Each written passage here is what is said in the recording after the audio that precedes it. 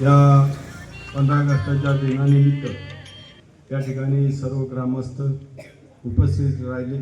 त्यांचं प्रथमतः शाळेच्या वतीनं आणि आम्हाला ग्रामस्थाच्या वतीनं त्यांचं प्रथमतः हार्दिक अभिनंदन. या शाळेच्या माध्यमातून या ठिकाणी एक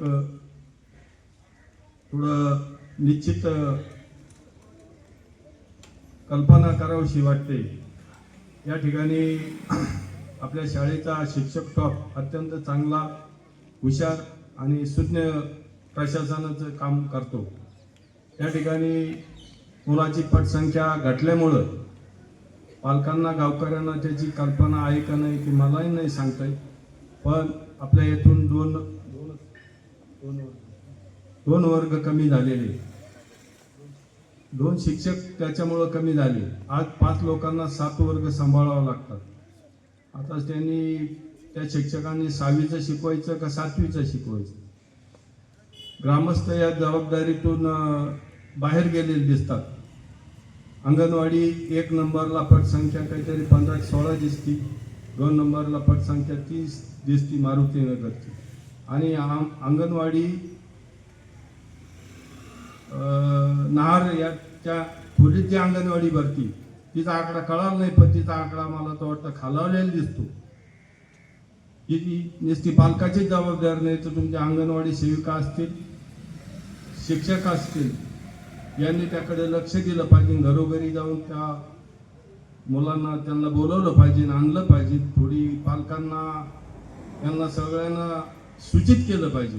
नाही ते अंगणवाडीचं असं जशी मराठी शाळा जिल्हा परिषद अंमळनेरची 2 संख्या वर्ग पटसंख्या घटल्यामुळे शिक्षक कमी झाले आणि पुढल्या वर्षी दिसणार नाही.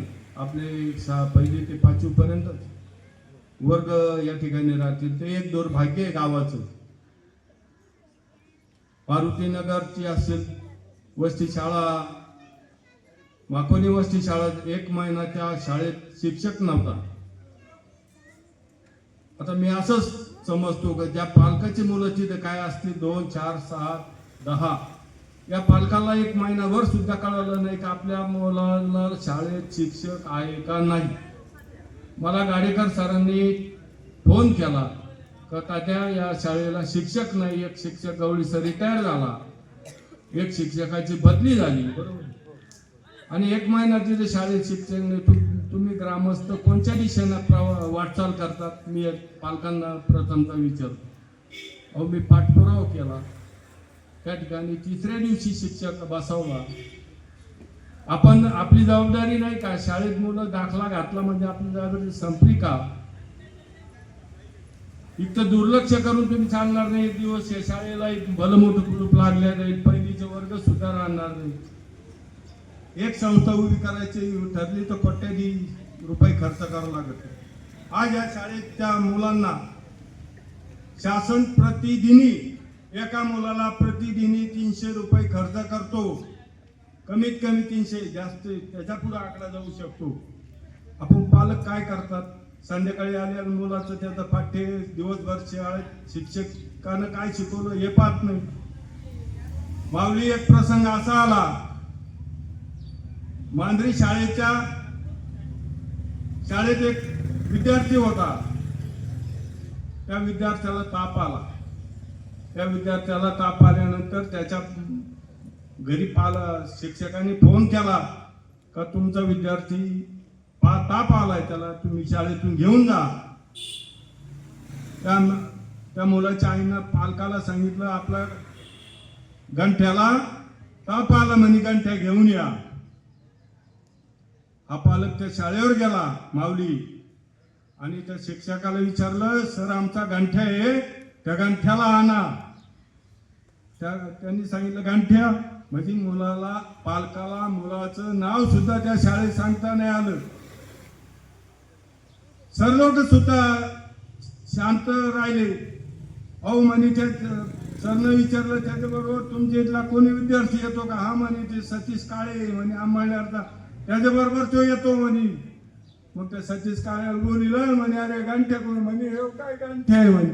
म्हणजे पालकाला स्वतःच्या मुलाचं कितवीला आहे शाळेत नाव तर सांगता नाही आलं, पण शाळेत कितीला विद्यार्थी इतके पालक आणि विज्ञ झालेले. मित्रांनो, ग्रामस्थांना तुम्हाला ही पिढी घडवायची असली तर तुम्ही या पिढीकडे लक्ष दिलं पाहिजे. तुम्ही किती वावर घेतलं, किती जमीन घेतली, किती गावात पुढारपण केलं, काय केलं याला महत्व नाही. पिढी घडवा, पिढी जगात पिढी भवितव्याची वाटचाल आहे. या शाळेला ग्रामस्थांचं सहकार्य तर कायमस्वरूपी असतं. ग्रामपंचायत असेल, आरोग्य विभाग असेल, प्रशासनानं या 15 ऑगस्टच्या निमित्त मी सांगू इच्छितो,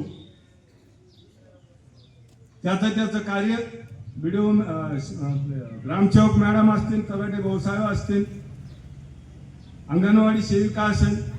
आता कुठपर्यंत तुम्ही आपण संख्या खोटं दाखवणार, किती खोटं बोलणार शासनाला, किती दिवस रिपोर्ट खोटे देणार. अंगणवाडी विद्यार्थी नाही, तुम्ही विद्यार्थ्याची खोटी नाटी संख्या दाखवता. या ठिकाणी सर्वांना या ठिकाणी ग्रामस्थांच्या वतीने मी सूचित करतो, नियमाबाह्य काम करता कामा नये. त्याला सर्वशी जबाबदार तुम्ही प्रशासन अधिकारी राहतील. या ठिकाणी आयनर वस्तीवरला एक काय ना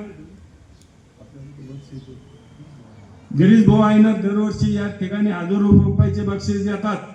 पण गिरीश भाऊला आणि माऊली आयनरला मी एक सांगू इच्छितो, मारुतीनगरची पटसंख्या वाढवा.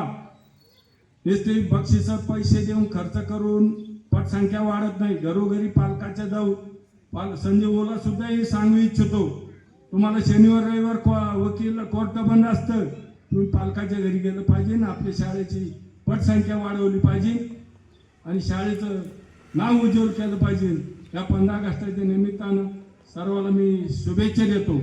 आणि मॅडम, आपली एक विशेष ग्रामसभा बोलवा.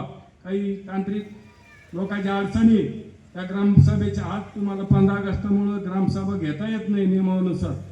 तुम्ही एक दिवस तरी बोलवायची, ती घोषित करा आणि त्या दिवशी दौंडी द्या.